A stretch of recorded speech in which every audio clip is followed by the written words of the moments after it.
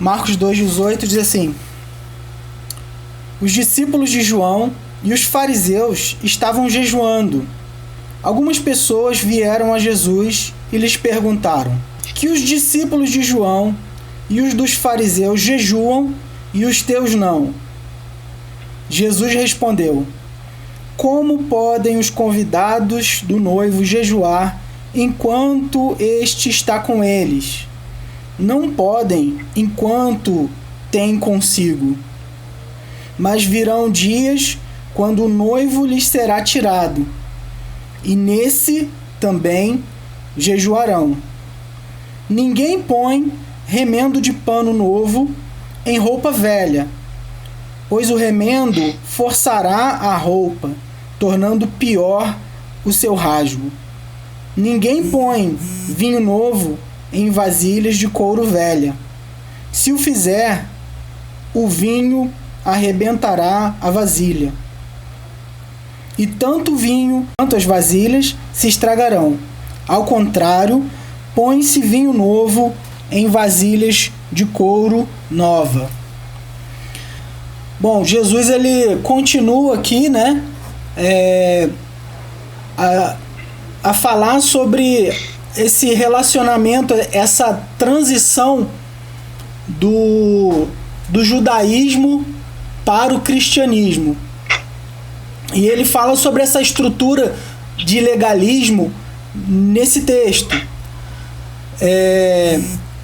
Quando eu penso em legalismo, eu quero aproximar um pouco a gente aqui, e eu quero começar confessando um pecado meu. Já começo confessando os pecados. Eu me recordo que há uns anos atrás, quando eu morava no Rio, eu tinha um grupo pequeno também, né? E era um grupo familiar, né? E a gente participava daquele grupo e ficavam os jovens daquela casa, eles ficavam dentro do quarto. Eles não eram convertidos ou não estavam muito bem assim das pernas no reino, né? E eles ficavam no quarto. E quando eu chegava o Fernando no grupo, eu já falava: eu quero essa televisão desligada, desliga essa coisa de Satanás, e eu quero vocês jejuando. E assim, era uma coisa impressionante meu passado. E eu impunha jejum, falei: gente, vamos começar a jejuar todo mundo aqui, eu quero todo mundo jejuando essa semana. Então era uma coisa dura, legalista, que não cabe no cristianismo.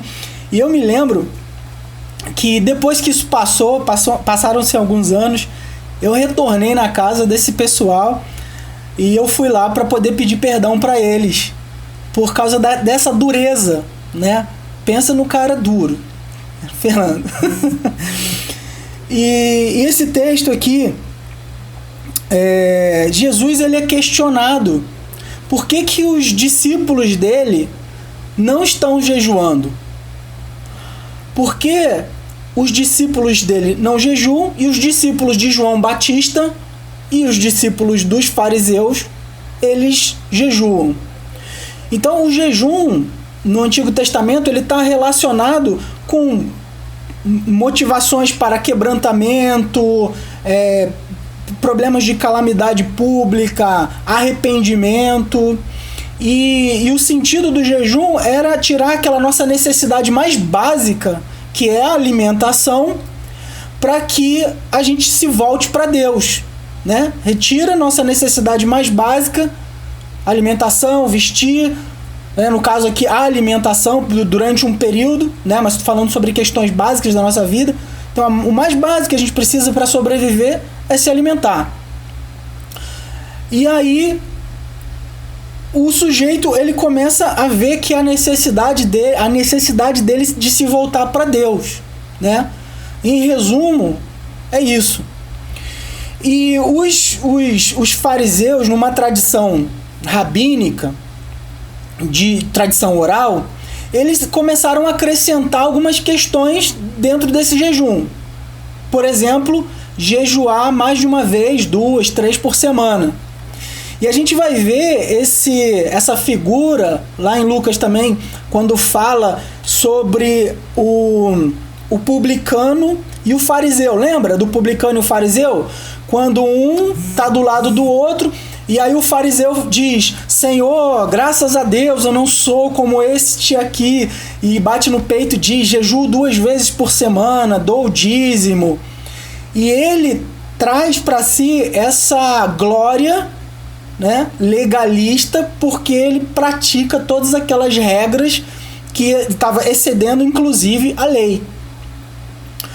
E Jesus lá no Sermão do Monte, ele vai até lembrar a gente qual que é a forma correta de se jejuar. E aí Jesus ele vai apontar, quando vocês forem jejuar, Jesus lembra, não seja como os escribas e fariseus, porque eles se apresentam contristados na rua, né? Fica lá nos cantos das praças, aí o pessoal passa, olha para eles e fala assim, por que você tá tão mal assim? Eu tô jejuando, né? E eles se desfiguram o rosto e ficam mal, e Jesus anima, né? Lava o seu cabelo, unge, fica bonitão, para ninguém perceber que você está jejuando, porque isso não é uma coisa para sua glória pessoal e espiritual, para uma vanglória espiritual, mas é para uma necessidade de você quebrantar seu coração, ou por determinados outros motivos, para que você se volte a Deus. E aí os publicanos e os discípulos, os fariseus e os discípulos de João Batista, né? A gente vai ver diferenças aí, tanto no Evangelho de Marcos, como no de Lucas, como em Mateus. A gente vai ver que em alguns evangelhos ele aponta, ele não dá o nome aos bois. Mas a gente pode entender que os discípulos de João Batista estavam presentes aqui, porque é narrado aqui, e em Lucas, e a gente também percebe que os fariseus fazem isso, talvez motivados pelos próprios fariseus. E a gente sabe que naquele período Jesus ele constantemente ficava recebendo essas perguntinhas para poder, essas perguntas provocativas.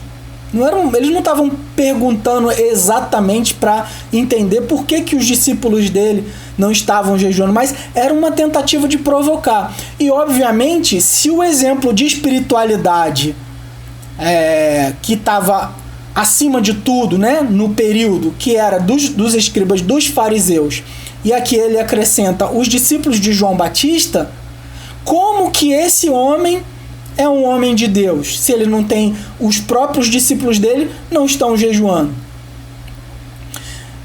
E aí fica aquela pergunta, né? Você é um homem, você não respeita determinadas regras, você não tem determinados rituais, e aí vem aquelas perguntas, né? Você não é um homem de Deus. Se fosse a gente, que a gente pode responder ou não, né? Jesus é bom demais, porque a gente vai bloquear se a gente quiser, exclui o comentário se for no Facebook, né? No Instagram, mas Jesus não. Jesus é fantástico, ele responde. E como que ele responde? Ele responde trazendo uma metáfora interessante, porque ele vai falar sobre a festa de casamento. Lá no versículo 19, né? A palavra diz: Jesus respondeu: como podem os convidados do noivo jejuar enquanto está com eles? Então ele tá fazendo uma relação aqui com uma festa de casamento. A gente vai ver isso mais claramente nos outros evangelhos. É uma festa de casamento. Então quando a gente está numa festa de casamento e a gente é convidado pelo noivo para poder participar dessa festa de casamento, a gente vai se alegrar com o noivo, a gente vai se alegrar com o noivo e com a noiva. E naquele período, as festas de casamento elas duravam uma semana.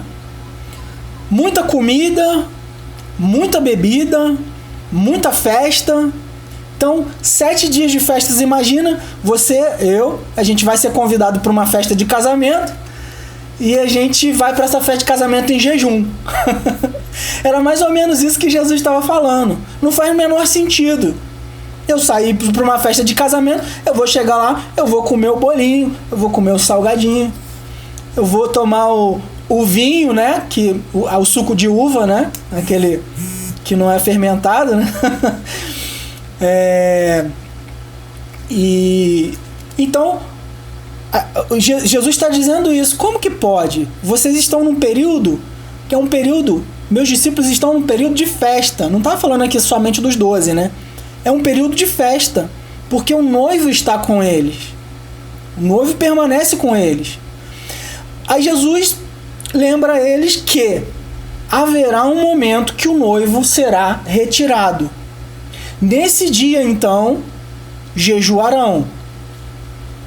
E o que Jesus está falando aqui? É claro que os convidados são os discípulos, o noivo é ele, e o período onde ele vai ser retirado é o período que ele irá para a cruz e depois ressuscitar e ser assunto aos céus, estar lá como ele está hoje, lá sentado à direita de Deus Pai.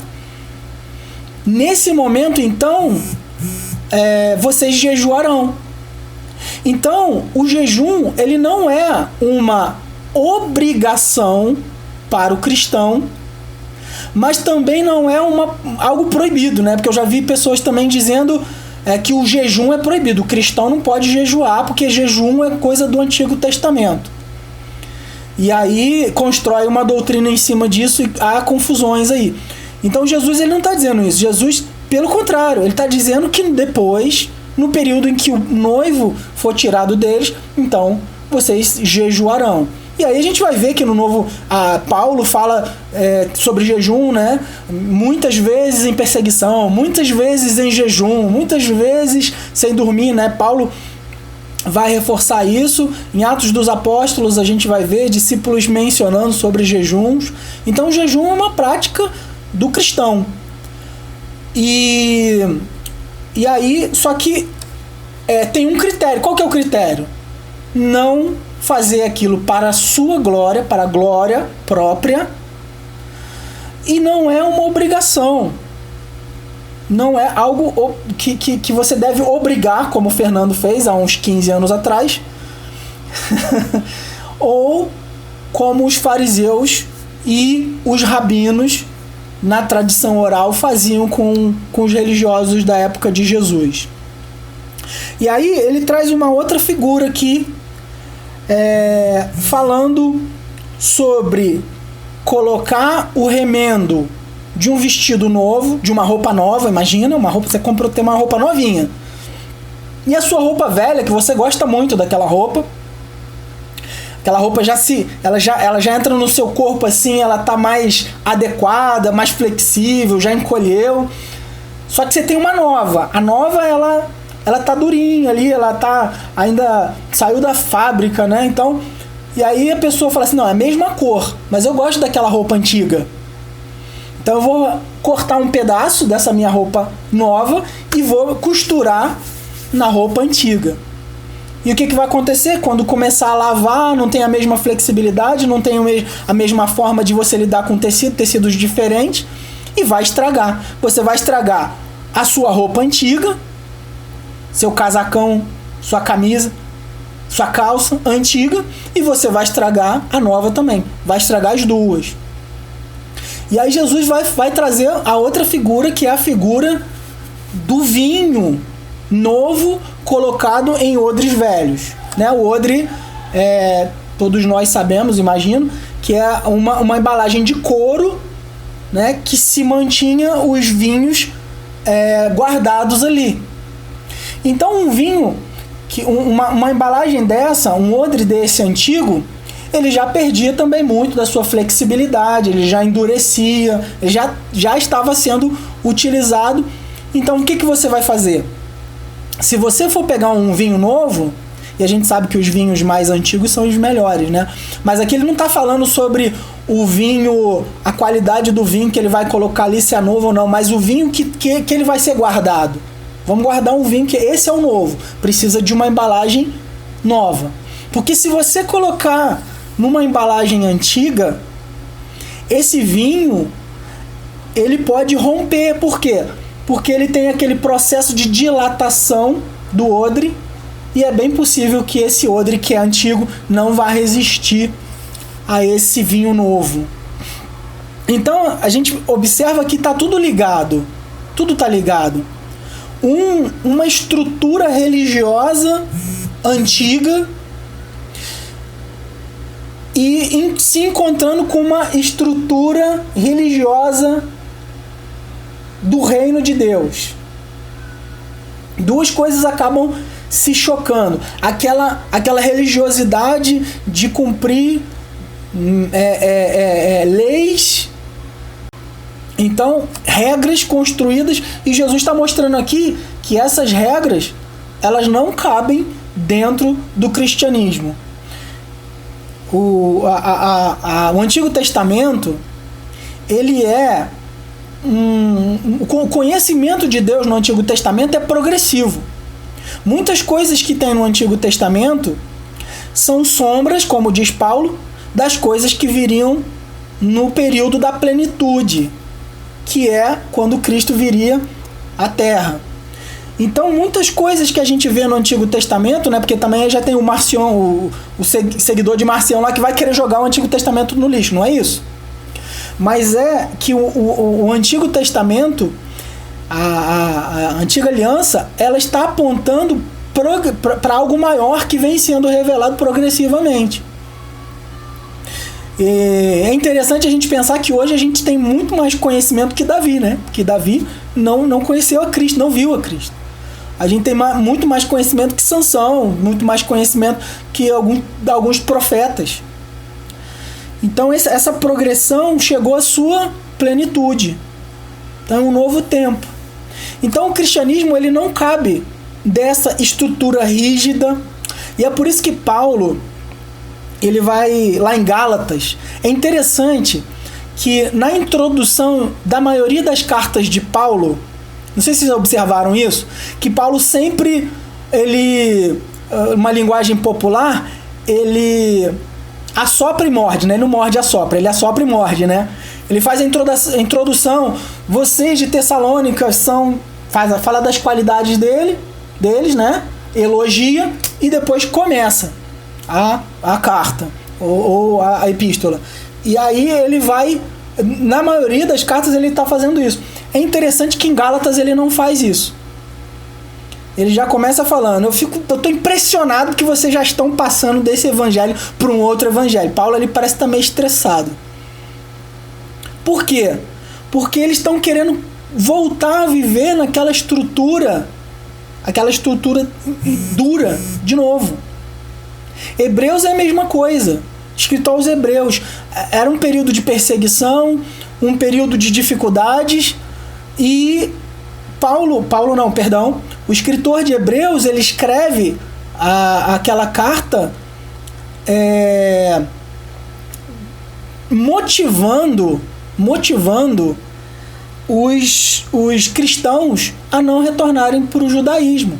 E ele vai colocar Jesus está acima dos anjos, está acima de Moisés. Então ele vai mostrar Jesus ali.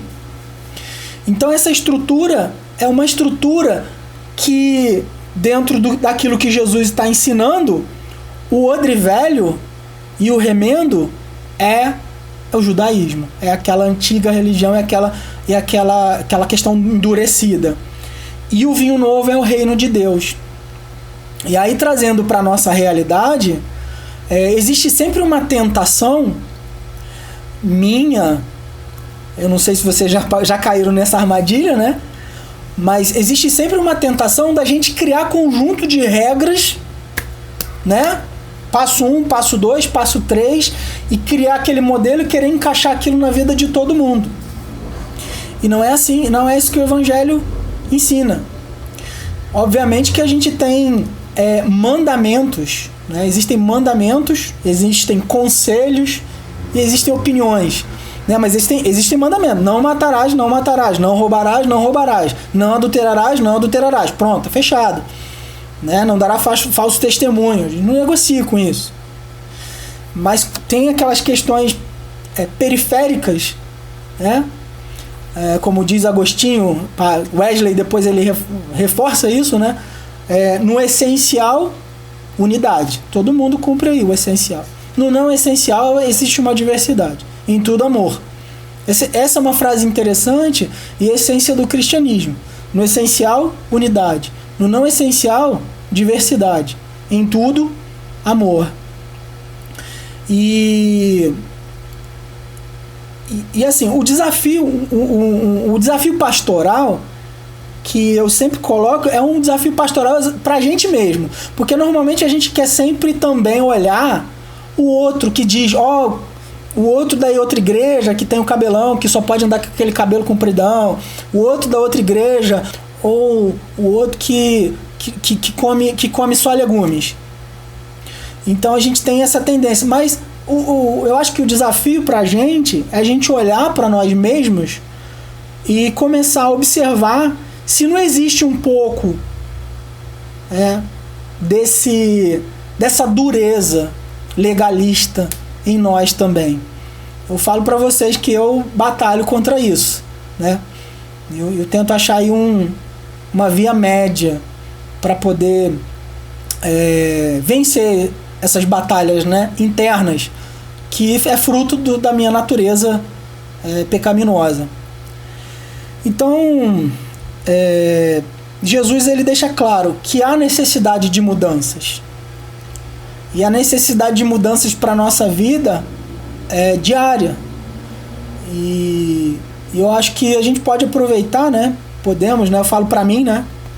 Eu posso aproveitar esse momento de reflexão, assim, para fazer com que essa palavra se torne algo real na minha vida.